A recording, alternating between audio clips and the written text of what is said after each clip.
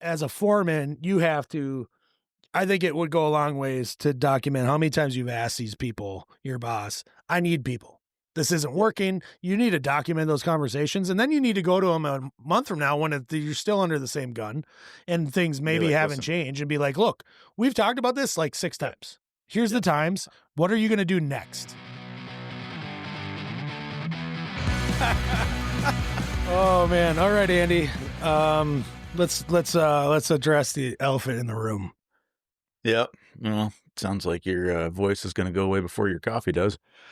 Okay, well, that's just it. My voice, man. I got a half a cup of coffee. We gotta make through this podcast without having to make another cup. And right. My voice, guys. I'm sorry, I've lost my voice a couple times the last couple of months, and it's very uncomfortable and it's a pain in the ass. So there you go. Well, you're gonna have to stop, screaming at the hired help. And... Well, screaming at the help. That's a good segue into what we are going to talk about today. Yeah, we got a fan mail from Washington. This came in as a text message. I used the link in the show description notes there, whatever. If you scroll down in your podcast app, right there in the description of the show, there's a link you can use. You can text us questions, feedback, whatever you want. Right?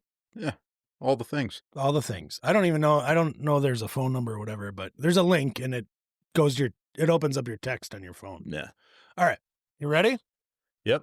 Let's do it. You want me to read it? You gonna read it? You should probably read let me save yourself. Yeah. All right. So we got a fan mail. Good morning. I have a hard situation I'm faced with at work. I am positive I am not alone in this. I work for a small to intermediate sized company, primarily commercial, with the exception of apartments that we do. These apartments are deemed residential because they're under 4 stories. I'm currently running this job. It's 600 unit plus an office, a pool, and a gym. 5 guys, including myself. I have 1 guy with 4.5 years plumbing, struggling with comprehension, and cannot be relied on for day-to-day stuff. The other 3 guys have less than a year combined. There's a huge push for me to complete the groundworks, rough in, and trim at a normal standard, but I have issues with work output and comprehension. With the other experienced individual and the one other, there is some quality control, efficiency, and work ethic and ability. I must have reread something. No, you're good. You're good. A lot of time is spent fixing mistakes over and over again, and there's heat coming from above about not meeting deadlines. I've brought up several times in expressing concern with these guys and requesting that we look into different placement for them. I'm told that it's okay. We need guys to do the stuff that no one wants to do. I struggle because I'd rather have more work for myself and a couple of guys that get it and want it. I'm talking in a 30-unit building. There's about 250 man hours of work that is needed to be reworked and fixed. I need some advice. I have over 10 years experience with leadership in a very high stakes environment. How are people dealing with these troubles? Thanks in advance. Yikes. That's a hard one. Yeah, that is tough. That is really tough. There's a lot of people probably way more qualified to answer this than myself, or sure. Even maybe you. I don't know. Yeah, definitely me. I worked for a company that did this kind of work years ago, and I was on the crew. I wasn't the foreman. Right. And I only worked on these kinds of sites, but I know the sites well. I only worked on these kinds of sites probably 6 months to a year. Yep. Combined over like 2 or 3 stints, let's say. Sure. Following me? Yep. You finished the job that you were good at, and they needed somewhere for you to be, and it was, go rough in this. Yep. You're going to go work on unit 101 and 101 through 301 for the next 2 weeks. I tell you, yeah, exactly. I tell you. And this was long before the full prefab crane in the walls, set it up in like a day kind of thing. Because I'm old. But the challenge nonetheless is very much the same, because the plumbing is put in. I don't know how these new buildings are, if there's plumbing in the walls when they crane them in. but the plumbing was put in piece by piece, Yeah. drill every hole, that kind of thing. Yep. And I'm sure now at the very least, there's probably a fair amount of holes drilled or something like that. I don't really know. I could tell you the frustration is clear in the whole management of the job. What trades are on track and which ones are not. It's very much out there for everybody to know, and you could cut that like with a scissors in the air when there's tension. So I'm sure this dude, he starts out saying he's, I'm not alone. No, you are totally not alone. I think this is very common for these kinds of situations. Yeah. Well, it sounds to me like, and it's probably really obvious, I'm going to make this next statement. Sounds to me like the management of at your shop is just throwing out warm bodies. They don't care to find you somebody or supply you with somebody or maybe it's not that they don't care. It's maybe they're not able to, take other people who are skilled and put them on your job. But this should not be news to them. This should not have been a surprise. Yep. Sounds to me like it's a clear management issue. How do you handle it? I mean, like the first thing that comes up in my mind is to try to get the job superintendent on your side to convince your shop, if you're unable to convince your shop that this isn't working the way it is right now and changes need to be made. Right. Does that make sense? Like I hate going around and trying to like get somebody else in your business, but if this guy's truly trying to communicate to the shop, look, we're not going to meet these, like it's just not going to work this way. Right. Yeah. It's not attainable. Yeah. I mean, it's hard to have that conversation, or it's hard to have a positive conversation when it's fallen on deaf ears.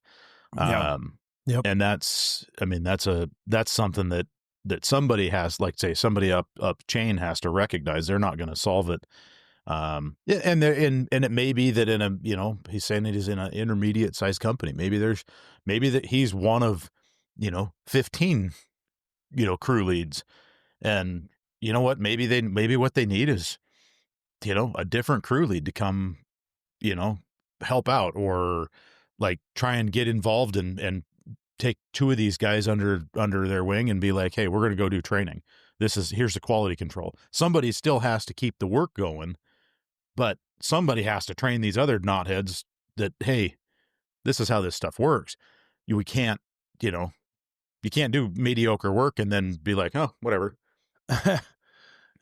No, you're right. So I mean, you're not going to will that or wish that into happening. You know what I mean? No. Like you can't be like, oh boy, it'd be really great if these guys would pick up that we can't do mediocre work. Well, you're right, but they're never going to change until they decide they want to change and they have the appropriate time to be trained. Well, yeah. I mean, you're not wrong. They're not going to change what they want to, but they're also the matter of fact is that if what he's saying is accurate, they don't have the experience. They can't like change. You know what I mean? Like awful hard to learn on the job and then like not be making mistakes on a job that scale. Right. Yeah. Because there's no way he's able to be on, in every room as they're cutting every pipe. No. No. But this is the whole reason why we have, journeyman to apprentice ratios. Right? Well, I think it's the whole reason why apprentices, like in the state of Minnesota, are not supposed to work alone. Right. Like they really, truly do need the training. Yeah. I think a lot of this, this type of work has really spawned a lot of that. I see it not regularly because we don't really work in that much, but we work in a number of times we've been involved in like hospitality stuff at year one, right? Yeah. Multifamily at year one. We got a project coming up right now, or here in a week, I think, where we've got to go in and cut out like 8 3-inch legend ball valves. And they don't shut off. You can't turn the handles. And they're 3 years old. And they're on 3-inch Uponor. Yeah. Yeah. It's like, so, and rather than, at that point in time, I don't know, maybe they didn't have 3-inch Uponor ball valves. I don't know. I assume they did when that pipe can't fitting system came out, but they, for whatever reason, the installing contractor put a 3-inch male adapter in a 3-inch threaded ball valve on both sides and put this thing in line. And they used crappy ball valves. I mean, I'm sorry, Legend. Well, I don't know what else is going on, but when you fold the handle over on a 3-inch ball valve because you can't turn the valve, we have a problem. well, So, how old is it? 3 years, I 90 don't, unit apartment building. I don't, Can't shut the water off. were those 3-inch valves available? I don't know. That's what I'm saying. Yeah. Yeah. I don't know. And so it's been in operation for about 2.5, 3 years. It's possible that they did that portion of it 4 years ago. And so they may not have had Uponor 3-inch valves at that point, and that's it's a valid point. Yeah. However, here's what we found on this job is the quality and the workmanship of it is just dog crap. And it was done by a company kind of like what he's saying, where he probably had a crew lead and then he had, 10 guys working under him that really were like, they're licensed. Yeah, these are licensed guys. And they don't have any business plumbing stuff. Look, You I think you're exactly right. And I wanted to make the point on the bodies, and then you brought up quality, and I think the two of them go together. So let me say this. I think, like a minute ago, I said we were talking about apprentices in this kind of scenario, and that's why we have work ratios to journeyman, that kind of thing. Mm-hmm. Honestly, if the company's solution is bodies, then they're admitting they don't care about quality. Okay. Right. So just completion. And if that's the case, then they turn around and get mad at you they can't turn around and get mad at you for quality related delays. Right. So here's, I think, some advice I could offer after thinking about this as you kind of were talking. And I think you got to document everything. And here's why I say that. Because these kinds of jobs, I know just from my very little experience over the years and years ago, but mind you, that the documentation of everything is so important, so that basically it's like cover your ass, right? Yep. And I always looked at it because I was young at the time, and I was like always afraid that if I messed up, I needed some way to prove that, like, hey, this is what I was told to do on this date. We had this conversation. Mm-hmm. I took a note of it, right? That kind of thing. Or this is what the job soup said, so this is why we did it. And it came in handy once in a while. I mean, think of it like time cards, right?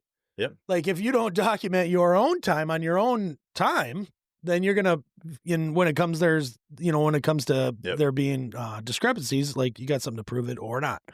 So anyway, daily task, like basically what you're having each of these people do is that, I mean, wouldn't that make sense to notate that? Yep. No, documenting like their mistakes and how long it took to fix them. Yep. I know this is all added work, but this is actually work of the foreman. Unfortunately, the foreman, in this case, the guy writing in, is in a position where they're having to work and try to catch up and not manage. And that's a real pain in the ass. Yep. Document who's causing the problems. Like literally, like, not just a problem like this, this continues to happen. This is what happened. This is how long it took to fix. But then also, like this time it was this person, you got to have all this. Well, and here's the deal. We're in a, not every aspect. We end up finding ourselves when, and especially like right now, right? It's no secret there's a shortage of skilled tradespeople. Yeah. Yeah. And in that becomes this, I don't want to say complacency, but there's just a level of complacency of skilled workers coming in. And like I say, it's not all, certainly not all, because there's the majority are people that really enjoy being here in this industry. Yeah, they're nice to be around. Industry. They want to work. Yeah, they want to work. They want to learn. They want to do great work, and they're going to strive for excellence. That's the majority. However, we have this other factor of people that have never recognized what it means to be proud of what you did, and you're just here for a paycheck. And what I need to do is I need to keep everybody happy enough that I can come back tomorrow and do this. And if I don't come back tomorrow, then I'll just go find somewhere else to work. And I don't care. And I don't have any quality. I don't have any pride in the workmanship. I don't have enough intelligence to want to learn.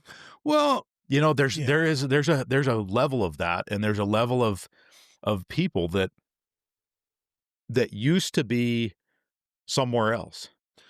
Yeah. Right. Does that make sense? Yeah. No, I get you. Well, no, they were not. Some of these folks would not have been 10 years ago, 15 years ago. Oh, would not have cut the they wouldn't have made the cut. They'd have been on the bench. Yeah, or they'd have been doing something else. Yeah, because of labor shortages, we see more of it. Yes. Okay. We can't assume that that's the case here, but that's a real scenario. That's a real problem. Right. I totally agree with you. And it's not a young people thing. Don't pit it on people. Don't pit it on their age. No. Because I know plenty of people. I have 2 sons myself that are very hardworking. Okay. The last thing I think on that documentation, though, is like what you're saying right now. This is perfect. Yeah. I think you got to document how many times you've asked for people. Yeah. And here's why I think it's important. Because like what you're saying and what he said in his message, like, we can't find you anybody. Nobody wants to do this work. Well, that's bullshit. That's BS. Yeah. That's total bullshit. You're either not paying enough, or you're not looking in the right spot. You're not spending enough time. If this job was really, truly important to you as a company, and you wanted to do more of this work, and you wanted to continue to work with this general contractor and all the other trades that go along with it, then you would find the right people to do the job. And as a foreman, you have to, I think it would go a long ways to document how many times you've asked these people, your boss, I need people. This isn't working. You need to document those conversations, and then you need to go to them a month from now when you're still under the same gun and things maybe haven't changed, and be like, look, we've talked about this like 6 times. Here's the times. What are you going to do next? Well, and I guess the second term concept to that too would be, what are your permissions, if you will? If little Johnny's too much of a meathead to recognize that he's that he's doing things wrong time and time again, right? Yeah. If he's not catching on, cut him loose. Like, bye. Yeah. Get out of here. Here's 2 checks. And you know what? It's tough when you need guys, right? Well, but what do you need? Do you need guys, or do you need somebody that you're just doing the work twice? Yeah. At that point, it's like he said, I almost rather do it myself. I'm going to be behind, but it's going to get done right. We're not going to do it again. I mean, there's some of that, because there's some of that that's going to come around. And if you continue to employ and enable, I guess, if that's the right word, enable poor craftsmanship, at some point you're going to be at trim out and realize that the bathtub's in backwards and the waste and overflow never got hooked up, and it's drywalled. Right? Like, granted, grand scenario, but that's what's going to happen. Then you're demo and drywall, because you got to get the right bathtub in there. I mean, there's going to be problems like that right now. If you're at the underground or at the rough stage and you're having this level of issues, what is trim out going to look like? Because that's 4 months down the road, or a month down the road, whatever, after everything's done and drywalled. And now what? Do you have 2 colds to the shower? How bad would that sound? Holy crap. I mean, there's a lot of that kind of stuff that is easy right now to say, you know what, he'll catch on, or we've recognized that there's a little bit of an issue, hopefully they'll do better. Well, guess what? Hope. What is it? What is the thing? Hope you can wish in one hand and shit in the other. Yeah, right. Sorry, I didn't mean. Sorry, no. Yeah. That's see which one fills up first. Yep. Sorry. Yeah, no, I try not to it's swear on true. a podcast. It's true though, you know, and a lot of that is, yeah, it's just really, there are things that you have the ability to control, and there are things that you don't, and you can't control somebody else's destiny of like catching on if they're, you know, I don't know. No, you're right. I think you have you've brought up some great insights on the individual, the lack of the skill, that person that's on the job. Yeah. I think you've covered that. I'm not really talking about that same kind of thing, I guess, but I think we're both putting some stuff out there that might be, Yeah. I do food think for you're right. thought. I think you're definitely right on track though with the documentation. It has to be documented. All The of it. repairs, all of the repairs, everything. And when you're documenting those repairs, hours spent, right? Material spent. Who it was. How many What? fittings failed. Yeah, exactly. Right? You know, Yeah, if, like if you're having a hard time with guys, you know, not being able to identify who's doing what and like who did that, sign the fittings. well, what's that? I'm going to Starting tomorrow. You got a Sharpie in your pocket because you're marking pipe. You get to sign that fitting on the top where it's visible after installation. Put your initials on it. Every single joint. And they might even be doing that now, but that's great advice. That's kind of what brings that. Like, I think this is kind of what brought that along in the first place, is just, it's an accountability thing, right? Like, Sure. I did this. We need to identify who did it because it's important, right? It just is. Yep. But also it's not a witch hunt, but it's a witch hunt. When something goes bad, it's going to be like, well, we know who did it, and their name is right there. I mean, put it this way. If they're doing, like you brought up a minute ago, we don't know exactly where they're at on this job, but like if they're doing groundwork and they're doing 600, think of how many 6x3 Ys or 6x4 Ys or 6x2, you know what I mean? Yeah. Like how many 6-inch fittings are in that ground? Yeah. Probably a few, probably some 8, maybe. Okay. Yep. I looked up on Supply House. There's a reason why. I'm going to throw a 6x3Y. Got any idea PVC what it costs? $138. It's $100. Okay. It's $90 before tax Mm-hmm. for a 6x3. You go to an 8x3, $200. Yep. Okay, that's the fitting cost. Right. That's not let alone hours or a couple of couplings and you put a wrong fitting in because of inexperience, or you put it in improperly, or there's a leak. Mm-hmm. And you're up in that price range of those. I mean, $100 for one fitting. Yeah. That repair doesn't require one fitting either, like you said. No. So like all of that, document it. I think you're great. I think you nailed it on the detail of like the repair kind of stuff, the materials we had to use, how long it took to get those materials. Because not only do it seems as if you don't identify mistakes and then fix them right away in a lot of scenarios with like waste and vent and stuff. You've already got material that's allocated everywhere else, and they need it today. So can't go grab that from them, stop work somewhere else just so you can make a repair and somebody else screwed up. Stay with us. We'll be right back. The Aerotherm Series G2 from Bradford White is their most efficient water heater yet. This hybrid electric heat pump water heater delivers a best-in-class 4.2 UEF on the 65-gallon model, helping reduce energy use without sacrificing performance.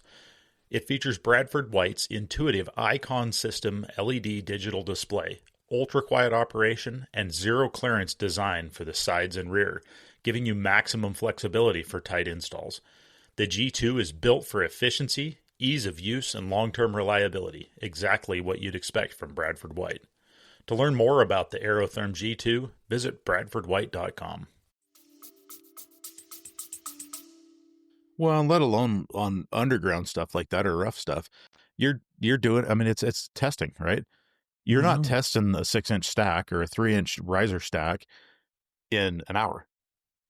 No, you got to let it. You're spending several hours of testing, and then you're like, oh, hey, look, there's a fitting leaking. Okay, drain it, make the repair for a couple hours, let it sit for a couple hours, and then try and retest it. It's weird that you say drain it. We just don't use water for. I wonder how much our water code is used nowadays. I know it's in the code. Says it is absolutely cannot be air tested. Our inspectors are actually have been rejecting tests as a failed test if air test is used on PVC. Yeah, we're not. Exceeds the manufacturer's recommended pressure. Yeah, So, I know. I haven't heard of anybody having to like demo anything out, but what they're saying is the only time that they'll allow it to be done is if you're like this time of year doing a rough in and there's no heat on site, like the job's not ready to be heated, right? So then all your traps are full, that kind of stuff. Well, I think that's why we're still doing air tests here in Minnesota. We're blaming it on the weather all year long. Yeah. Also, we do manometer test on final. Yeah. That's a standard practice. That's a requirement. And so to get a final plumbing inspection, you have to use a manometer. So you're filling every trap as you go. How we do it, how it was always done with every company I've worked for is, let's say you're going to top out. Let's say you're doing a final. And I want to wrap this up here because we're getting long and we were going to do a short one on this before I lose my voice. But real quick on this method, because I think people find it interesting because it's different than a lot of other places. Different, but I think also good. So here's what we do. We do the air test on the rough. It's just always been air. Maybe there's companies out there doing water. I know the code addresses it, but our code in Minnesota says we can still use air. And we're still kind of like that mutual understanding with the inspectors. Yeah. Okay. On final, what we do is we'll ball off the main at the front main clean out, right? We'll make sure all the traps that are in place, floor drain, tubs, all the stuff, all have water. Yep. Everything is capped off. Every waste outlet capped. In whatever form you do that on your rough. Still capped on the rough. And then what we do is we set we would create, we always had a mission coupling with like a bush down to have a barbed adapter in it for your manometer. For your, your plastic tube ruler manometer. Yeah. Cheapo Odie thing, churny. They're not cheap. They charge $50 for them, but you get what I'm saying, right? Yep. Pour a little washer fluid in there because it's blue so you can see it. Okay. Now you've got a setup for working as a plumber in Minnesota. You're going to do a final on a house, on a commercial, whatever it is. You cap off the main, cap off the vents. Every trap has water in it that's in place, and then everything's capped. Put your little mission coupling on, let's say the kitchen waste outlet. Okay. Blow in there. Throw it on the manometer and you look and you got to have 1 inch.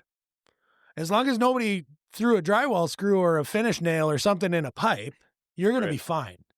Because in theory, you had an air test that was good on the rough and now everything's done. And we check it with the manometer before we even set a toilet, before we do anything. No open vents. Nothing is leaking before we even start finishing.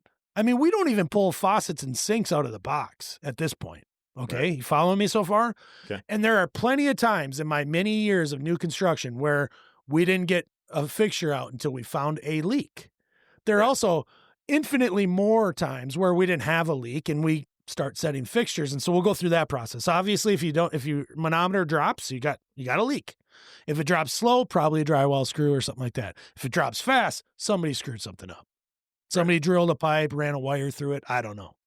It happens. It's new construction. Okay. Yeah. But the whole idea of the manometer is so you can get to that point and not go, well, why we got a leak somewhere? Because we do have to prove that there is no leak. And so when the inspector comes, we have to show them the manometer test.